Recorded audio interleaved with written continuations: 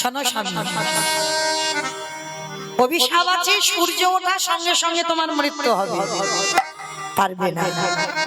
বলে কি করে পারবে না? বলে দেখো না, স্বামীর মাথাটা কোলে করে নিয়ে অনুষ্বা বসে আছে। সূর্য দেবতা একদিন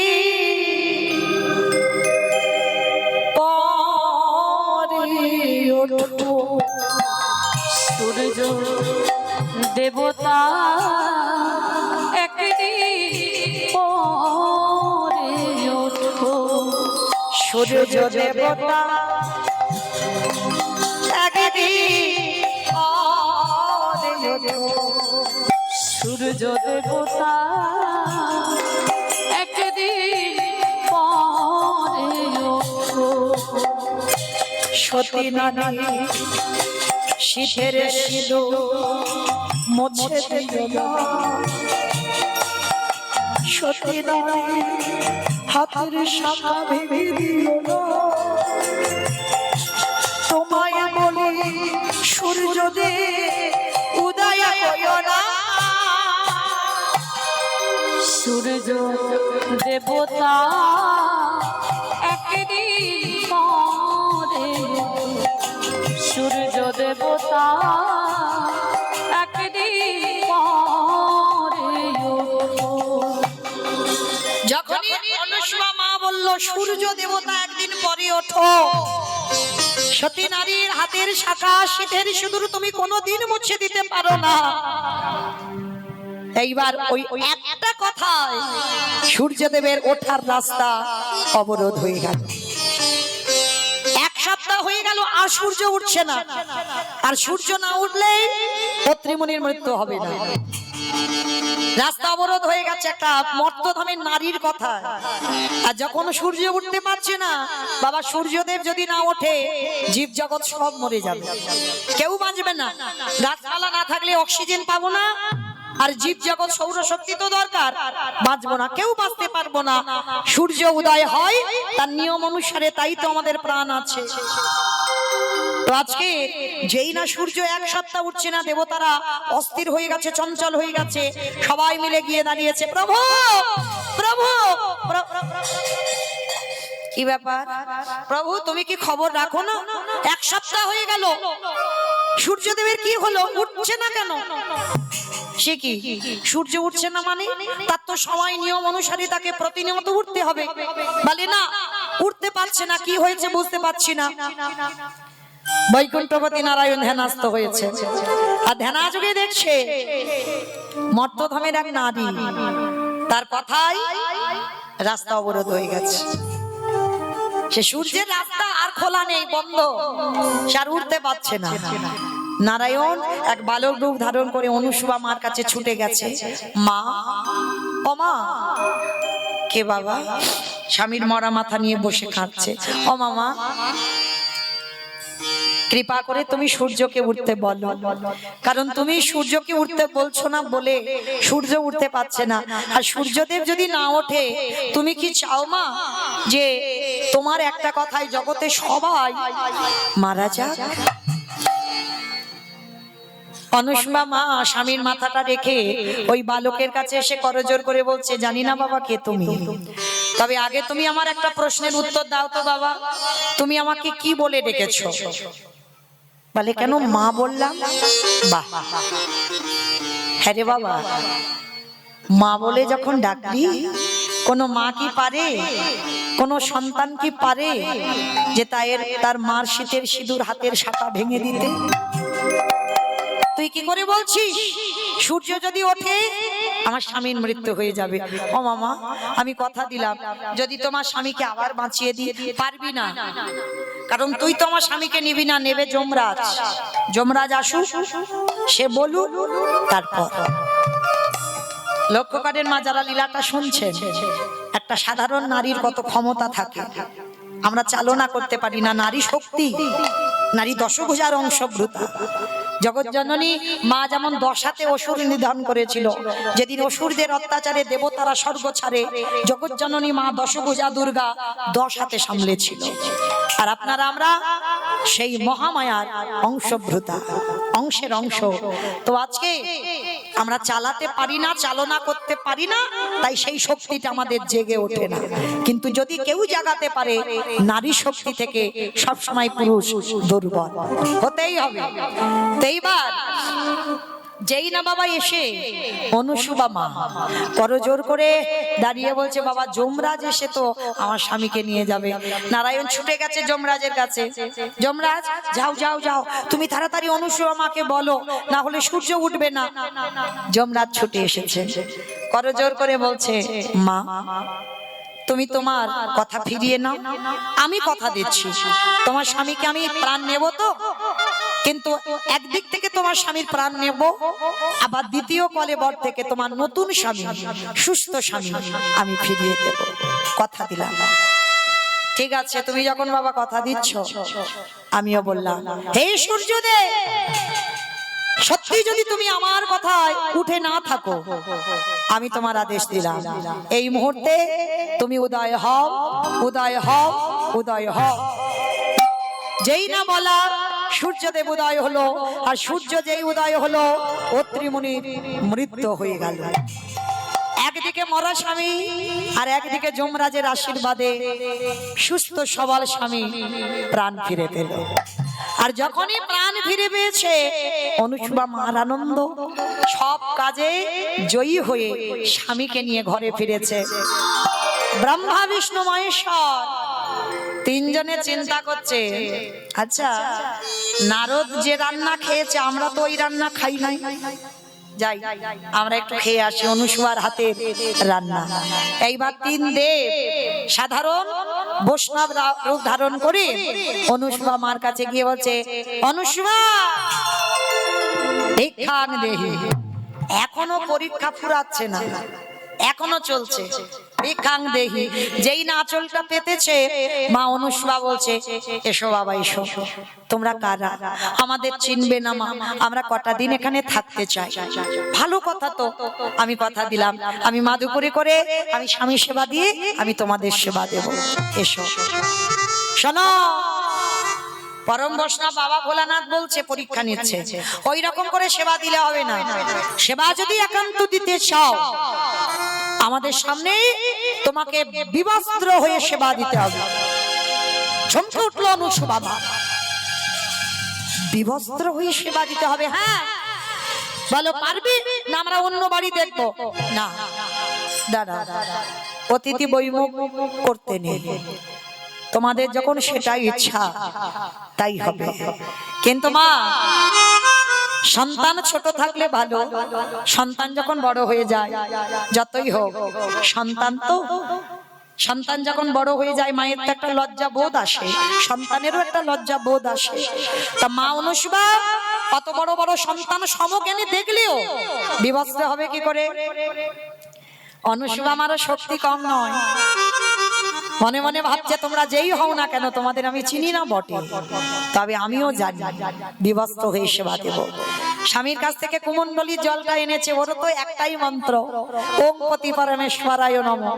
আর ওই মন্ত্রটা বলে তিনজনের গায়ে জলটা ছিটিয়ে দিয়েছে। আর যেই ছিটিয়ে দিল, তিনজনে আসনে বসেছিল, তিনজনে শুয়ে পড়েছে। মানে ওই মন্ত্রপুত জল পেয়ে বাবা 6 মাসের বাচ্চা হয়ে গেছে। আর এমন মন্ত্রপুত জল, ও 6 মাস থেকে আর 7 মাসের বাচ্চা হবে না। বল, বড্ড আমার সঙ্গে চালাকি। বিবস্ত্র হয়ে সেবা দিতে হবে তো, ঠিক আছে দেব, আমার অসুবিধা নাই। আর সন্তান তো ছোট হয়ে গেল। এইবার মা বাৎসল্য প্রেমে একটা একটা করে কোলে নেয়, আর মা বিবস্ত্র হয়ে প্রত্যেকের মনোবাসনা পূর্ণ করে। আর বৈকুণ্ঠপতি নারায়ণ মনে মনে ভাবছে, হায় হায় হায় হায়, এই জন্য এই বেটা রামতে নেই। এইবার যেই না বাবা আমার অনুসুবা মার কাছে এসে দাঁড়িয়েছে, আর তিন দেবকে সেবা দিচ্ছে, আর তিনজনেই যেন অনুসুবা মার সন্তান। হ্যাঁ, আর বৈকুণ্ঠপতি নারায়ণ মনে মনে ভাবছে, যাই হোক বাবা, যাই হোক, ভোলানাথ ভুল করুক আর ঠিক করুক, অনেকদিন পরে একটু আরামে আছি। হরি বল। অনেকদিন পরে একটু আরামে আছি, কারণ ভক্ত খেতে দেয় না, শুতে দেয় না, বসতে দেয় না, সর্বক্ষণ নারায়ণ নারায়ণ নারায়ণ, আর বিশেষ করে তো নারদ। একটু কটা দিন আমি একটু আরামে থাকবো। এইবার অনুসুয়া মা 3 দেবকে বাচ্চা করে দিয়েছে। মা কিন্তু জানে না ওরা কারা। মা জানে যাই হোক না কেন বাচ্চা করে দিয়েছে আমার 3টে সন্তান।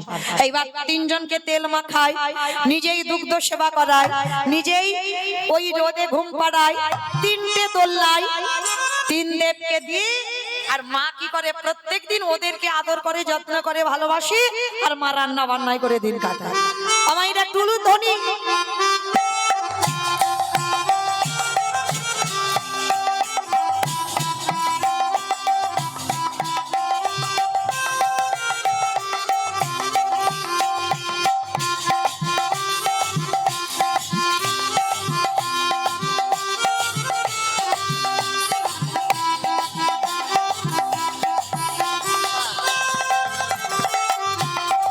আস্তে, মায়ের খুব আনন্দ। 1 সপ্তাহ তো আমার প্রভুরা খুব ভালো আছে, অনুসুয়া আমার আদর পাচ্ছে, আর দিব্যি সময় মতো ঘুমাচ্ছে, খাচ্ছে, খেলছে, সব করছে। তা এইবার 3 দেবী ওদিকে চিন্তায় পড়ে গেছে। 1 সপ্তাহ তো যাচ্ছে না প্রভু। আই নারদ, আই নারদ। হ্যাঁ রে, প্রভু কোথায়? বলে কেন, প্রভু তো চাকরি পেয়েছে। বলে কিসের চাকরি? বলে কেন, সন্তান হয়ে গেছে। সন্তান কার কাছে? বলে জানি না, তোমরা খুঁজে নাও। 3 দেবী অনুভব করতে পেরেছে অনুসুয়া মার কাছে গেছে, আর গিয়ে মা ওই 3 জনে দোলনায় আছে, বারবার দেখছে। চিনতে পারছে না তো, সব তো 6 মাসের বাচ্চা, আর সব একরকম হয়ে গেছে। আর একজনকে একটু চেনা যাচ্ছে, ওই একটু ভুঁড়ি মতো আছে, ওইটা একটু চেনা যাচ্ছে। হরি বল। এইবার যখন 3 দেবী পাচ্ছে না খুঁজে, অনুসুয়ার মনে একটা সন্দেহ ঢুকলো। 1 সপ্তাহে 3 জন, আবার 1 সপ্তাহে 3 দেবী, তার মানে এরা অন্য কেউ নয়, নিশ্চয়ই কোনো একটা ব্যাপার আছে। অনুসুয়া এসে বলছে, ও মেয়ে, তোমরা 3 জনই কাকে খুঁজছো? চরণ ধরে বলছে, মা, আমাদের স্বামীকে খুঁজে পাচ্ছি না। স্বামী? স্বামী এখানে আসবে কেন? এ তো আমার 3টে ছেলে। বলে জানি না, গেল কিন্তু ফিরছে না 1 সপ্তাহ। মা, আমি জানি তুমি ওদের ছোট করেছো, ফিরিয়ে দাও। কে তোমরা? নিজ রূপ ধারণ করলো জগৎ জননী মহামায়া, এত পরীক্ষা নিল, অনুসুয়া মার কাছে হাত জোড়ে করেছে, স্বামীকে ফিরিয়ে দাও। এই মেয়ে, মার কাছে ওই রকম করে কাঁদলে কি না ফিরেতে পারি? দিচ্ছি। কুমণ্ডলীর জলটা নিয়ে ওং পতি পরমেশ্বরায় নমঃ বলে ছিটিয়ে দিয়েছে, আর যেই ছিটিয়ে দিল 3 দেব দাঁড়িয়ে গেছে। অনুসুয়া মা তো চমকে উঠেছে, প্রভু, আমি তো বুঝতে পারিনি তুমি এসেছে বলে। ভগবান করজোর করে বললেন, মা গো, তুমি করজোর করবে কেন? করজোর তো আমরা কজন করব? তোমার সতীত্বের কাছে আমরা দুর্বল। মামা গো, আমরা 3 জনে কথা দিলাম, তুমি যে বর চাইবে আমরা সেই বর দেব। অনুসুয়া মা করজোর করে বলল, প্রভু দয়াময়, দিতে যদি হয় তুমি আমার একটা ধনে দাও, তোমাদেরকে যেন পুত্র রূপে আমি লাভ করতে পারি। আমি চাই না দয়া, পুত্র রূপে লাভ করতে পারি। আস্তে, আজকের ব্রহ্মা বিষ্ণু মহেশ্বর দ্বিতীয় কলেবর হয়ে অনুসুয়ার সন্তান হয়ে আবার অনুসুয়ার গর্ভেই জন্ম নিয়েছিল। আজকে নারদ মুনি ছুটতে ছুটতে এসেছে, প্রভু আমার কিচ্ছু দেবে না? আমি তো সতীটা খুঁজে বের করলাম, তোমার কি সাধ্য ছিল? তুমি কি পেয়েছো? আমি কিন্তু মঠকে ঘুরে ঘুরে এই সতীর সন্ধানটা পেয়েছি, আমাকে কিছু দাও। কি দেব নারদ? বলে অন্য কিছু নয়, তোমরা নিজ নিজ যুগল হইয়ে দাঁড়াও, আমরা যেন নয়ন ভরে যুগল দর্শন করতে পারি। অত্রিমুনি ছুটে এসেছে, ছুটে এসে বলছে, অনুসুয়া, আমি একদিন বলেছিলাম তুমি ভগবানকে সন্তান রূপে কোলে পাবে।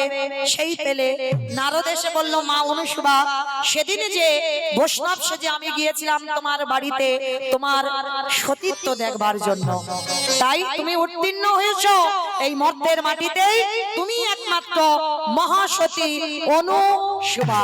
নিতাই গৌর প্রেমানন্দে হরি বল। তুমি সমাজকে শিখিয়ে দিলে যে ঠিক ঠিক যদি পতি চরণ ভজন করা যায় তাহলে জগৎপতির চরণ লাভ করা যায়।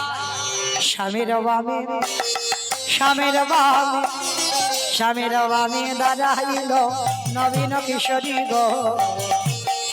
ওই স্বামীর বামে দাঁড়াইল নবীন কিশোরী। নবীন কিশোরী গো।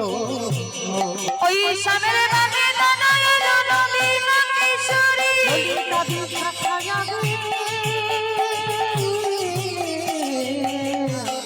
ওই যত সহচরী গো, যত সহচরী। আমার ওই হাত দুটো তোলো দেখি সবাই, প্রত্যেকে যাবার সময় হরি বল একসঙ্গে। আমি সাগর সজিনু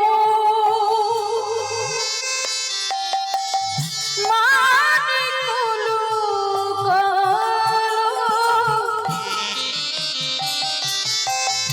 আমি সাগর সজিনু।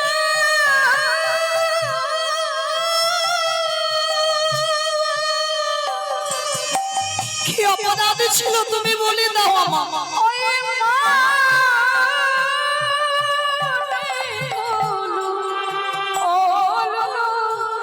কি দোষ ছিল আমার? এই অভাগিনী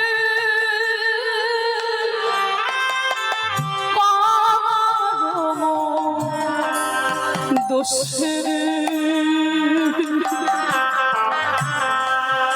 অভাগিনীর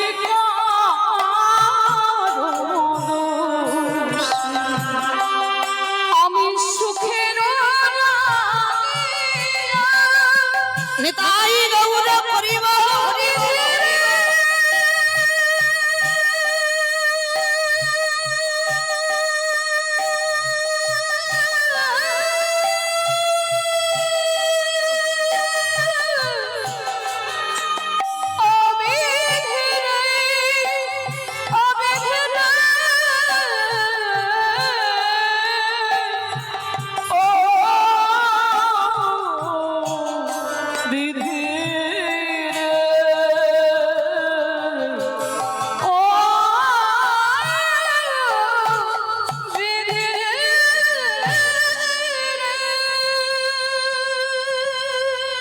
আজ নয়নের জলে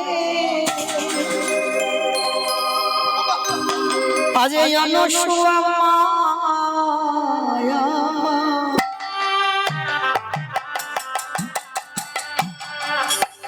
ওই কাঠির গাড়িতে কোটে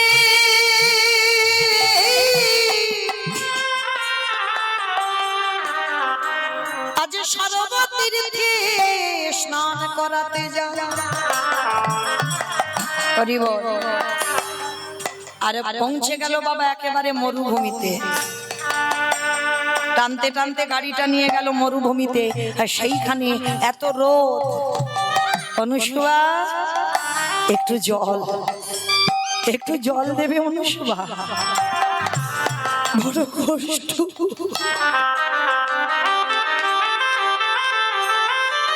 একটু জল স্বামী, এই মরুভূমিতে জল আমি কোথায় পাবো? ঠিক আছে তুমি একটু এখানে থাকো, আমি দেখছি কোথায় পাওয়া যায়। মরুভূমিতে চারিদিকে ছুটছে, আর মরুভূমিতে জল কোথায় পাবে? পাচ্ছে না। ওদিকে মহামায়া বসে বসে ভাবছে, এইবার দেখবো তুই স্বামীর বদনে কি করে জল তুলে দিতে পারিস। কত বড় পরীক্ষা একটা নারীর উপরে। এইবার মহামায়া এক ঘাতক রূপ ধারণ করে বসে আছে মরুভূমিতে।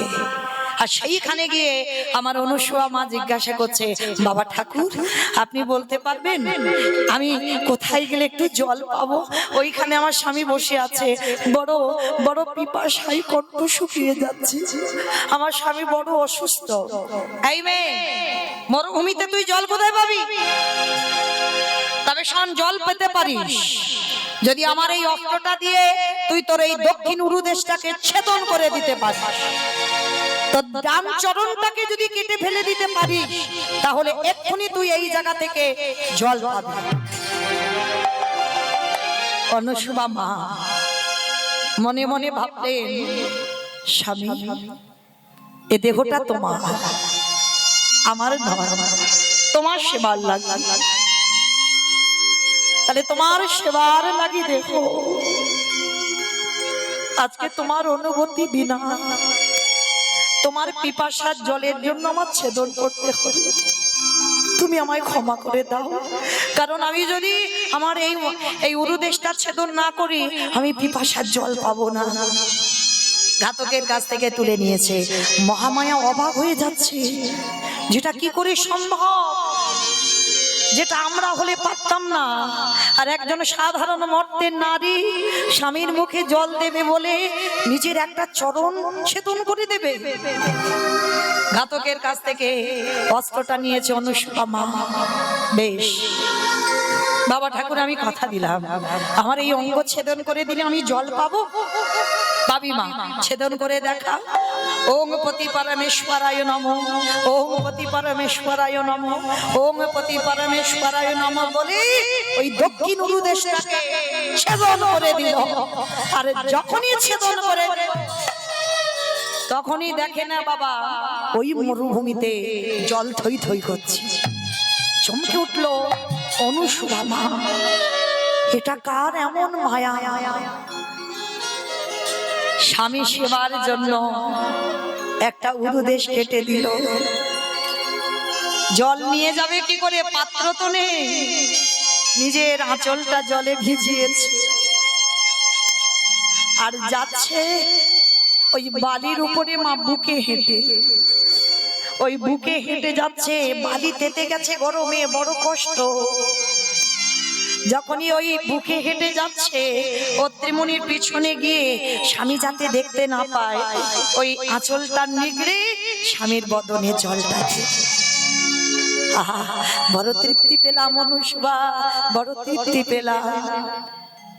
কিন্তু তুমি পিছনে কেন? সামনে এসো। যেই না এসে সামনে একটা পায়ে দাঁড়িয়েছে, চমকে উঠল অত্রিমণি। হে কি অনুসূয়া, এত রক্ত, তোমার আর একটা চরণ কই? অপরাধ নিও না, আমি জানি অপরাধ করেছি, আমি ভুল করেছি, আমি তোমার অনুমতি নিইনি। কিন্তু তোমার অনুমতি নিতে গেলে যদি দেরি হয়ে যেত, ওই জন্য তোমার আদেশ বিনা তোমার পিপাসার জলের জন্য আমার এই উরুদেশটাকে আমি ছেদন করেছি। অনুসূয়া, আমার জন্য তোমার এখনো এত প্রেম, এত ভালোবাসা।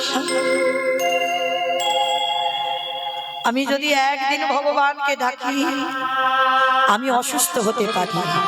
আমি এই মুহূর্তে তোমাকে আশীর্বাদ দিলাম, তোমার যেমন চরণ ছিল আবার তেমন হয়ে যা, হয়ে যা, হয়ে যা। তখনকার সাধু মুনি ঋষিদের একটা বাক্য অনেক মূল্য। তো একটা কথাই আবার যেমন চরণ ছিল তেমন দুটো চরণ হয়ে গেল। দেখতে দেখতে 1 মাস হতে আর 3 দিন বাকি আছে। একটা গাছের তলায় স্বামী অসুস্থের মাথাটা কোলে করে নিয়ে বসেছে।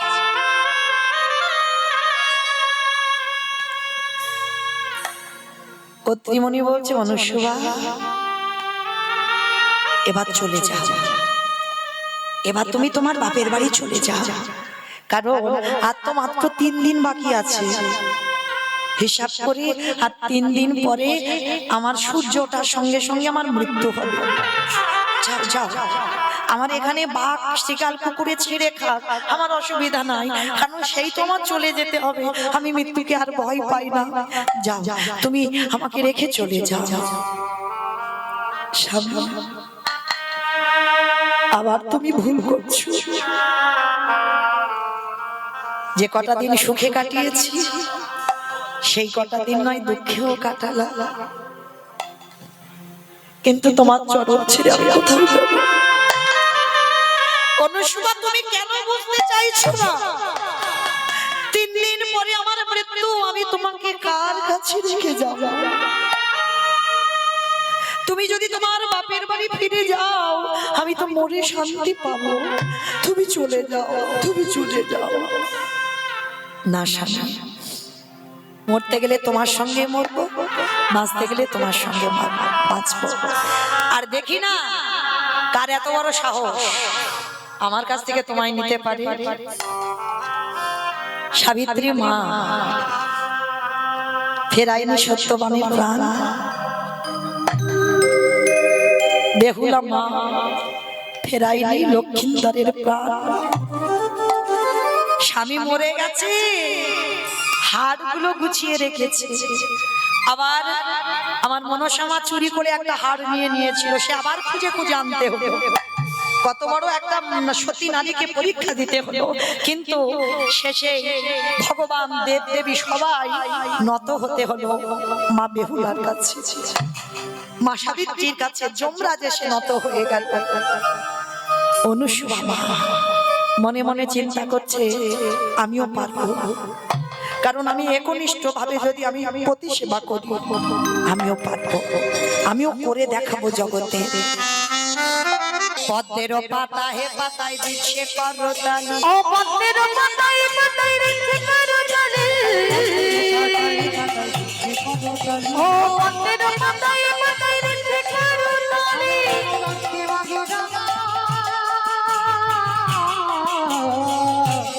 ও চরণ মাধুরী গো চরণ মাধুরী, এটাই গৌর প্রেমানন্দে হরি গৌর হরি গৌর হরি আজকে ভক্ত বাৎসল্য ভগবান ভক্তকে সাক্ষাতে দর্শন দিল।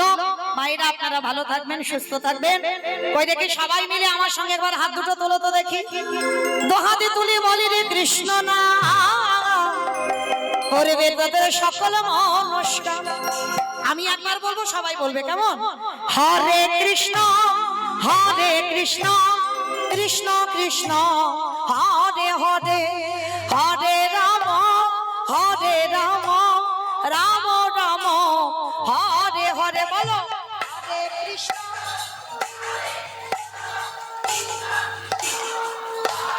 বাহ,